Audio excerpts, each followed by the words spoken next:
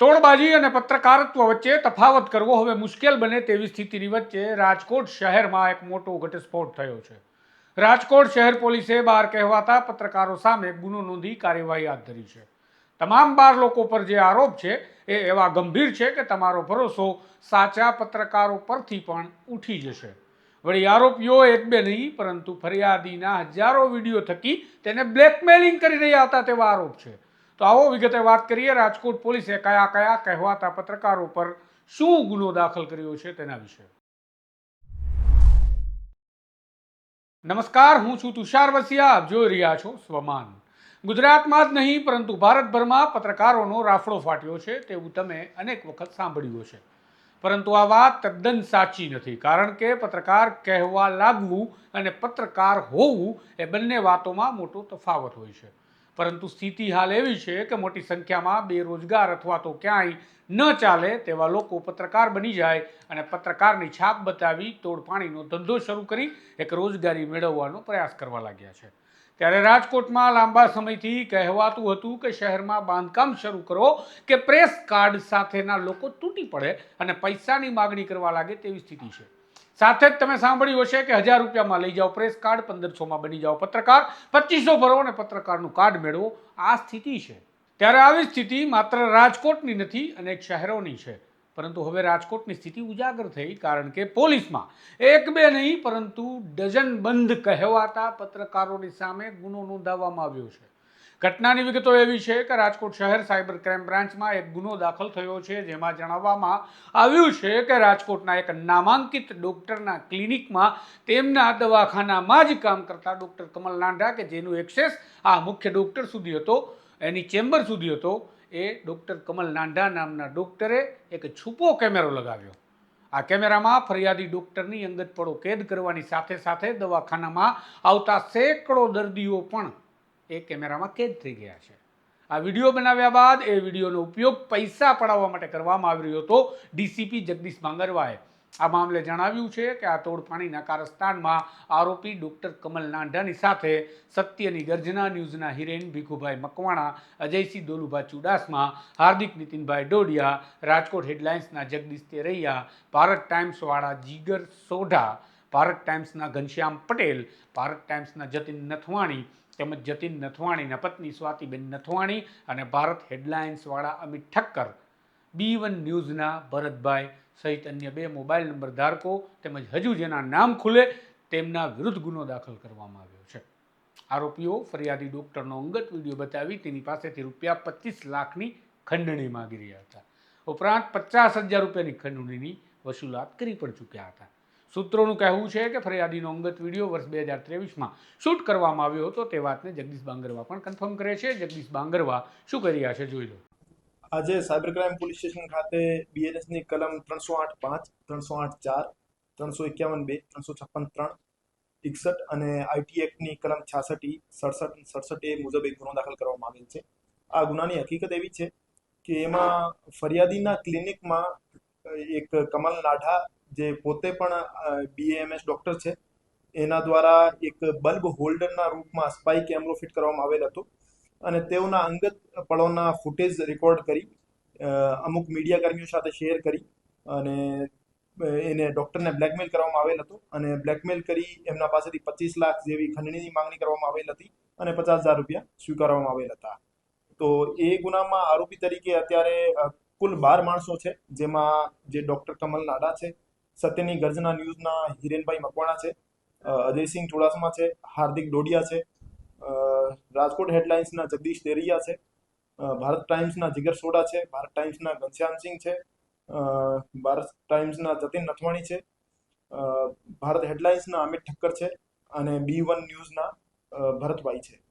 અને આ સિવાય અમુક ફોન નંબર્સના ધારક છે જે આરોપી તરીકે છે. અને અત્યારે સાયબર ક્રાઇમ પોલીસ સ્ટેશનના PI શ્રી આ ગુનાની તપાસ કરી રહ્યા છે અને હજુ સુધી કોઈ આરોપીની ધરપકડ કરવામાં આવી નથી. આજે સ્પાઈ કેમેરો ફિટ કરનાર માણસ કમલ નાડા છે, એનો એક્સેસ જે ફરિયાદી છે ડોક્ટર, એમના ક્લિનિક સુધી હતો અને એ પોતાના જે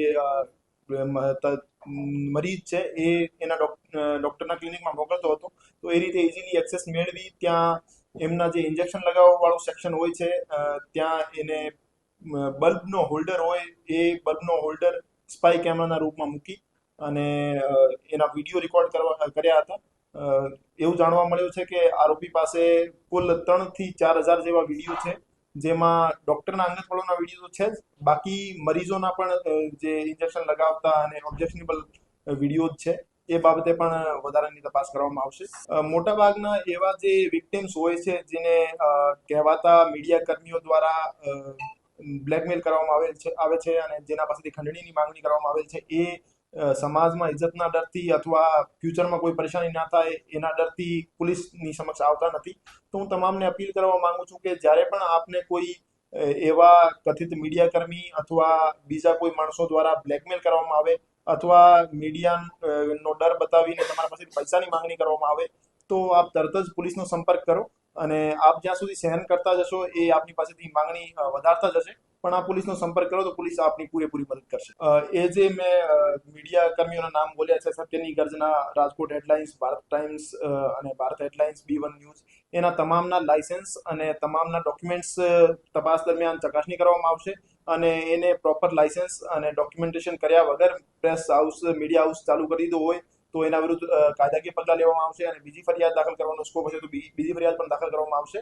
અને હું તમામ જનતાને અપીલ કરવા માંગુ છું કે આપને ધ્યાનમાં એવા કોઈ મીડિયા કર્મી આવે, જैसे અમુક સમય પહેલા અમારા ધ્યાનમાં આવ્યો હતો કે 3 મર્ડરના આરોપી હતો, એ એક XYZ ન્યૂઝ નામથી એક ન્યૂઝ ચલાવતા હતા અને લોકોને બ્લેકમેલ કરતા હતા, તો એની પણ કમ્પ્લેન અમને મળી હતી.